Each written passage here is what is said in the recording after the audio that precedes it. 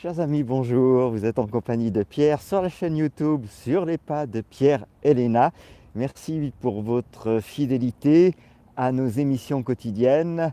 Pour celles et ceux qui nous suivent depuis le tout début, eh bien, vous mesurez à quel point la régularité d'un apprentissage est puissante, importante, vous donne du pouvoir. On y retrouve de manière sous-jacente cette qualité indémodable qui s'appelle la persévérance. Il faut du courage pour sortir de nos conditionnements.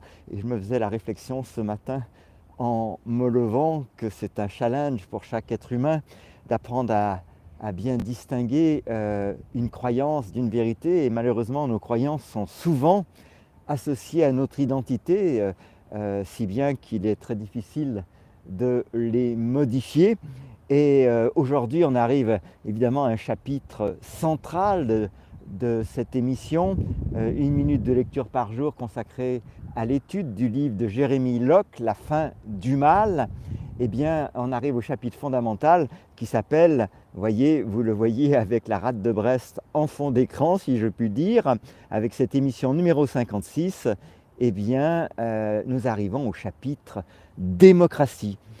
Alors, je ne sais pas si parmi vous, il y a des gens qui ont une pratique, par exemple, de yoga, c'est une pratique parmi d'autres, mais en tout cas, cette écoute corporelle qu'on doit pouvoir retrouver dans de nombreuses autres disciplines, eh bien, permet petit à petit de se déconnecter du mental, et c'est très important parce que ce mental peut devenir une prison, la prison de nos conditionnements. Et évidemment, les conditionnements, c'est principalement eux qui nous empêche de sortir du cadre de pensée dans laquelle la culture, notre éducation, l'école nous a enfermés. Et quand on voit la violence du monde dans lequel on vit, je crois que la position la plus légitime, c'est de ressentir cette sorte de révolte intérieure, mais évidemment la révolte ne va pas aboutir sans une réflexion approfondie sur les causes. Et ce n'est pas le moindre des mérites de ce livre d'apporter une contribution plus que significative à ces causes, puisque le thème d'aujourd'hui, vous voyez, c'est un des rares chapitres qui démarre directement par un thème. Vous voyez cette phrase écrite en caractères gras, le thème étant « L'esclavage usurpe la liberté ». Et évidemment, il y a peu d'entre nous, ou en tout cas trop peu me semble-t-il, qui semblent faire un lien avec ce qu'on veut nous faire appeler le progrès, parce que c'est jamais qu'une définition artificielle, hein, ça pose cette question très vaste. Qu'est-ce que le progrès? Eh bien, ce progrès, à bien des égards, on a voulu nous le présenter comme libérateur, hein, on pense aux machines à laver, ce genre d'articles, on pense aux moyens de déplacement modernes qui font gagner du temps, etc. On pense beaucoup moins à nos restrictions successives de liberté. Alors j'espère que cette vue, vous voyez, savoir regarder, observer, ça reste une des grandes richesses de l'être humain. Ne nous la laissons pas voler. Et puis, comme on l'a fait hier, le temps semble vouloir être complice de cette émission. Eh bien, je vais m'appuyer à cette petite balustrade qui borde, vous voyez, cette passerelle qui permet d'avoir une vue eh bien, tout à fait sympathique sur le vieux château de Brest. C'est vrai que c'est un des... Brest ayant été détruite pendant la guerre, c'est un des rares bâtiments, si on peut l'appeler ainsi, anciens, qui a survécu aux bombes. Alors vous voyez, on est en plein cœur du sujet. Cette ville, évidemment, a une histoire. Elle a été littéralement rasée. Et donc, je crois que le livre que nous sommes en train de lire prend un relief particulier quand on se connecte à l'histoire de cette ville pour laquelle, évidemment, j'ai beaucoup de, comment dirais-je, de compassion. On pense tous, je ne sais plus si c'est Paul Éluard, à ce poète voilà, qui parle de Brest dans un de ses poèmes. avec ce texte qui s'appelle Barbara. Vous verrez, beaucoup d'entre vous sauront à quoi je fais allusion. Alors sans plus attendre, émission numéro 56, Démocratie, c'est le chapitre 6, l'esclave usurpe la liberté. Le summum absolu du succès culturel est de convaincre les gens qu'ils sont libres dans leur esclavage. La démocratie est une théorie inventée et non une vérité morale.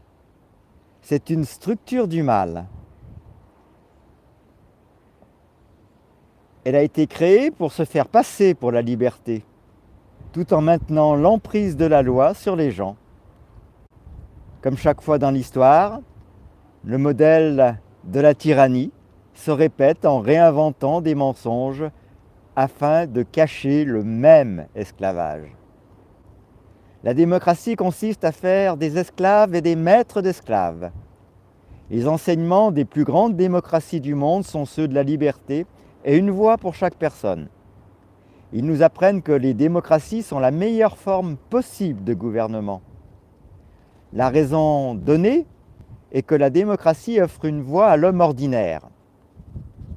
Contrairement aux rois, aux dictateurs et aux communistes, la démocratie permet à la plupart des gens d'avoir leur mot à dire dans les affaires de leurs voisins.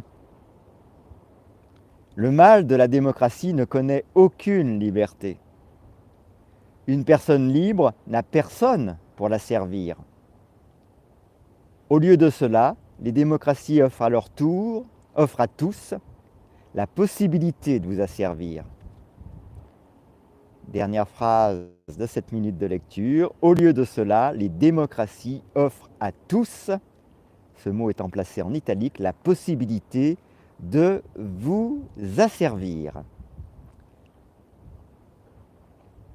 Alors, merci de votre attention. Je vous encourage à sélectionner la phrase qui vous a le plus parlé. Vous voyez, on a un joli soleil voilé qui vient réjouir le cœur, l'âme, et j'ai grand plaisir à vous partager chaque jour ce que la nature nous offre. Et puis, dès demain, nous serons un peu plus retirés de la ville. Alors, on va aborder dans ce chapitre, eh bien, demain, la règle de la majorité. Le vent souffle fort, mais bon, on va sans doute y arriver. Après-demain, il n'y a pas de majorité. J'espère que c'est un peu lisible à l'écran. Et puis, émission suivante, la 59, violence et destruction. La 60, mal parfait. Mal parfait. Hein, ça évoque un peu le crime parfait.